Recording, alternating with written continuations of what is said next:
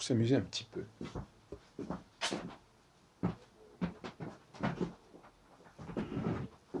Bonjour, nous sommes le lundi 10 novembre, il est plus de 14 heures. Et je veux rebondir sur mes réflexions concernant le couple. Et concernant de manière générale toute forme d'alliance et d'entente, astrologiquement parlant. Mais en fin de compte, qu'on fasse de l'astrologie ou pas, le problème se pose de toute façon. On peut le faire empiriquement, on peut le faire astrologiquement, on peut faire rien. Il faut savoir, et moi c'est la position que j'adopte actuellement, il faut savoir qu'à certains moments, le couple a besoin d'une sorte de cadre extrêmement précis, qui est une sorte de loi qui s'impose quoi qu'il arrive. On retombe dans cette théorie que j'ai développée tout à l'heure, à savoir que la loi apporte une sorte de sécurité anticyclique. Les lois ne sont pas cycliques, il faut bien le comprendre. Les lois, elles sont là pour imposer une constance, pour protéger l'homme contre la cyclicité. C'est une anticyclicité, la loi, qui fait sa force et sa faiblesse. Quand le couple, soit le couple a une dynamique qui se suffit à elle-même, qui est très libre, mais en même temps qui continue à exister, parce qu'il y a quelque chose qui existe entre les personnages, qui s'impose à eux, d'eux-mêmes, de l'intérieur, soit quand cette dynamique fléchit, à ce moment-là, il faut passer au pilotage automatique, si on peut dire, avec le respect, le devoir, le sens du devoir, le sens de la loi, le sens de l'engagement, le qu'en dira-t-on, etc. Et donc, par conséquent, il y a deux situations qui se présentent dans l'histoire d'un couple, et il ne faut pas se tromper d'attitude. Il y a une bonne attitude à un moment donné qui ne convient pas à un autre moment, et inversement.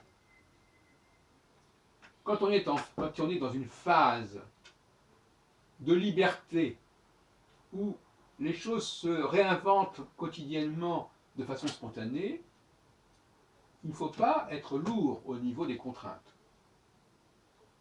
Il faut laisser les choses vivre, se développer spontanément, naturellement. Et donc toute contrainte qui se présenterait serait contre-productive et pourrait même d'ailleurs compromettre l'avenir du couple.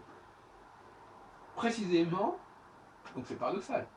Par exemple, demander en mariage quelqu'un à un moment où il y a une sorte de spontanéité de la relation, c'est une erreur. Le mariage ne ferait sens que lorsque cette spontanéité fléchit. En disant, ben voilà, on a l'impression qu'on ne peut plus porter tout seul la dynamique du couple, il faut s'aider par des cadres rigoureux, rigides, qui sont d'ailleurs la loi commune en quelque sorte. Mais inversement, quand on est dans une phase de rigidité, si on peut dire, qui implique une sorte de constance, de régularité à tous les niveaux, de fixité, domicile conjugal par exemple, eh bien à ce moment-là, il faut éviter les trop grandes libertés.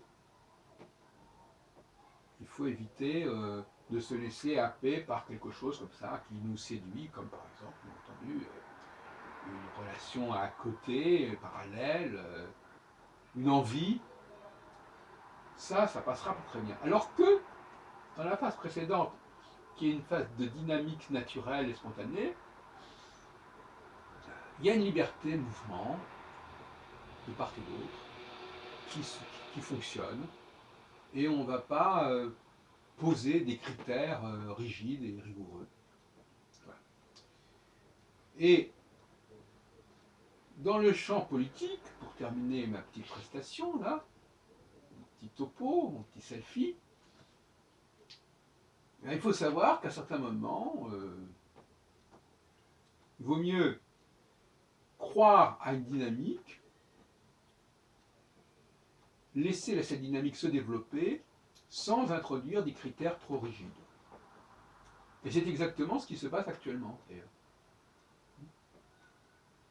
Actuellement, avec Saturne qui se rapproche singulièrement de la conjonction avec Saturne, avec